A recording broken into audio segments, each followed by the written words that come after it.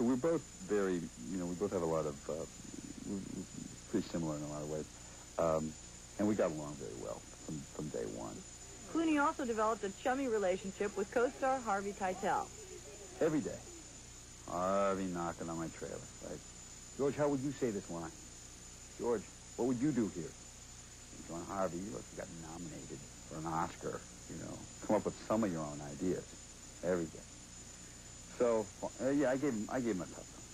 Because I felt bad for him. Because, he was trying to steal my act. Although From Dusk Till Dawn bit the dust, both critically and commercially, the movie launched a new face on the big screen and paved the boulevard for Hollywood's next star. I didn't think I would be successful as I am now. That was all kind of icing on the cake and a surprise, and very nice. And we'll also, kind of quickly go back to, I'd like George Clooney to block, please.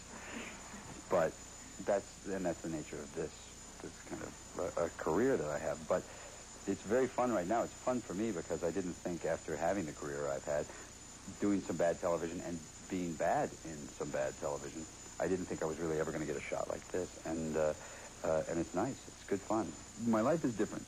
There's no question about it. There's a severe lack of privacy, but that's okay most of the time because that's what you buy when you buy this whole, tea set. But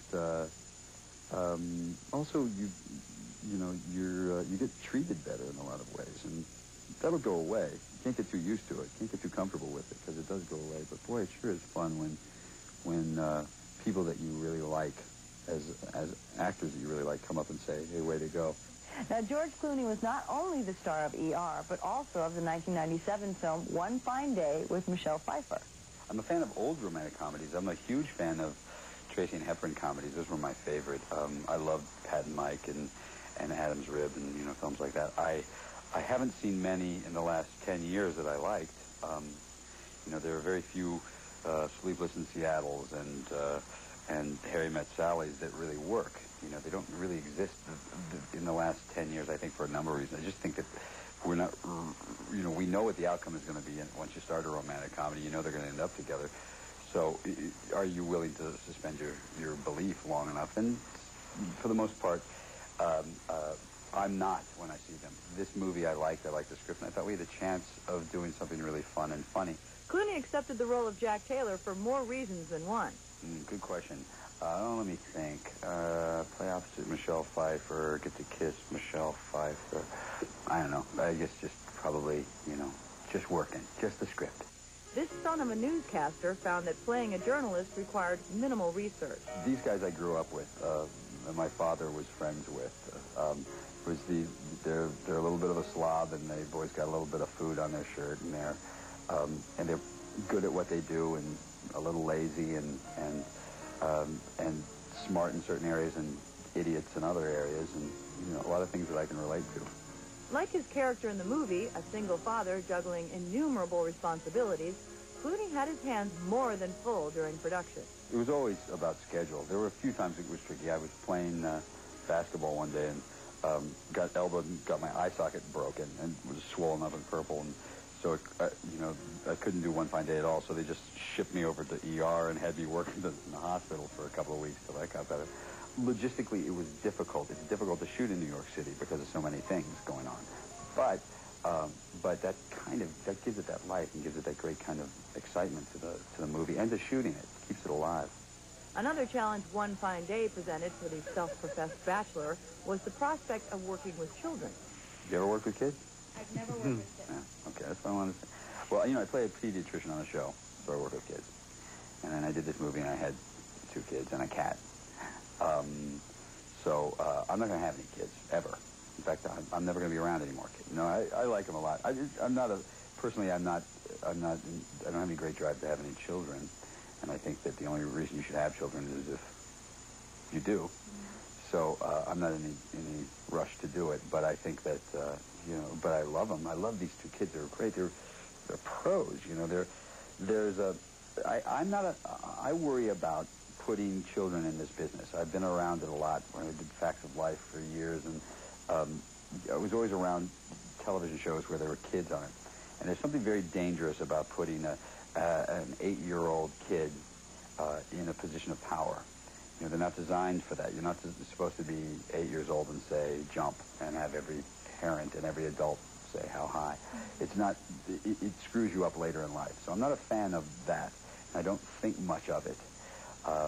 However, these kids' parents and the director, Michael Hoffman, made this more of a playground and not a workplace. And because of it, their work is better, the kids' work is better, and their lives, they're still like kids. You know, you meet them, they're still kids, and that's very rare in this industry, you know. Though sharing the screen with kids presented certain challenges, Clooney had no complaints about his co-star, Michelle Pfeiffer. Well, you know, she was always trying to borrow money off of me and, you know, asking me for hints on you know, beauty tips and stuff. And I talked to her about her hair a little bit and something she should do with some shadowing in her eyes. No, you know, we got along really well, always. I've known her for a long time. I dated her sister, Dee Dee, about 15 years ago. Sorry, Dee Dee, I just made you look a lot older. So I'd known Michelle, but not very well, just knew her, you know. And she's really funny and fun. And, you know, she's a big movie star. And that was a little intimidating when you first start. A little intimidating to have to go to work, you know, working with one of the best actors around right now. It's a little intimidating. I was mostly concerned with not screwing it up, you know. That was my main concern. You're on the set, you're an actor. You know, the executive producing stuff started before the movie and after the movie, but while we were doing it, that was all. Except she did, you know, she had a whip and she'd, you know, hit you with it, like kind of, not hard. While filming, Clooney first learned the news that would send his career into orbit. He was cast as the Caped Crusader, the new Batman.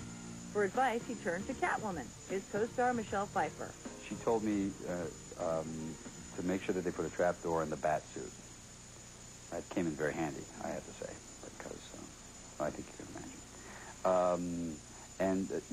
You know, mostly we talked about how amazingly big those movies are, because there's something to be, they're wild to be on that set. They're big.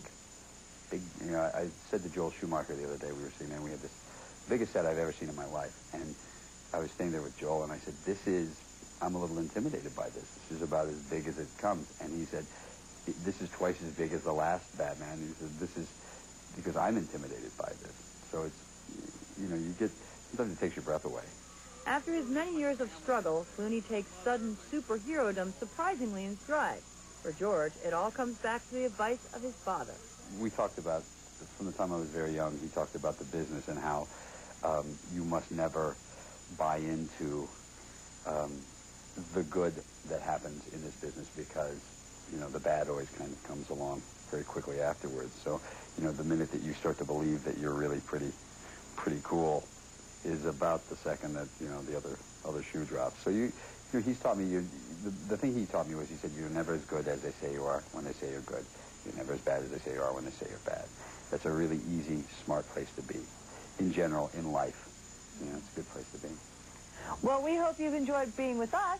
Thanks for watching George Clooney Uncut. I'm Eleanor Mondale, and I will see you next time.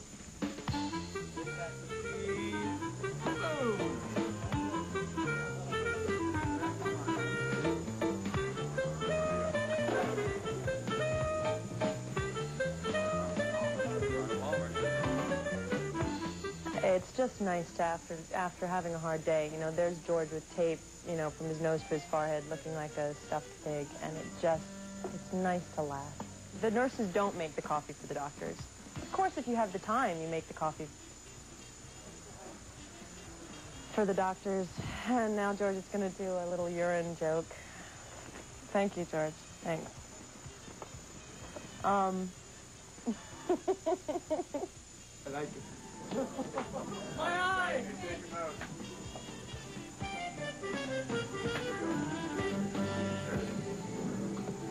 It's funny, you know, they used to talk about being around death and stuff, and the truth is, oh, the poor guys.